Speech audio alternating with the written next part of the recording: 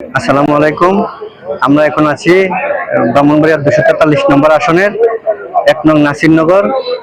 জনাব M A Hannan সংসদ সদস্য নির্বাচিত হওয়ায় তার নির্বাচনী পরবর্তী ভাবনা নিয়ে আজকে ওনার একটি সাক্ষাৎকার। বিসমিল্লাহির রহমানির রহিম। সর্বপ্রথম মহান রব্বুল আলামিন আল্লাহ পাকের প্রতি শুকরিয়া জ্ঞাপন করছি যে আমরা অত্যন্ত সুশৃঙ্খল পরিবেশে অবাধ সুষ্ঠু নিরপেক্ষভাবে আমরা এই ত্রয়োদশ জাতীয় সংসদ নির্বাচনটি সম্পন্ন করতে পেরেছি। নির্বাচন পরিবর্তী অবস্থা অনেক ভালো।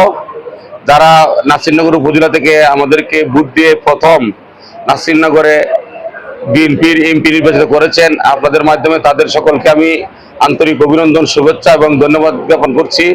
এবং হিন্দু সম্প্রদায়ের যে সকল নেতৃবৃন্দ এবং সাধারণ ভোটার আমাকে ভোট দিয়ে জয়যুক্ত করেছেন তাদেরকেও আমি তাদের প্রতি কৃতজ্ঞতা প্রকাশ করছি।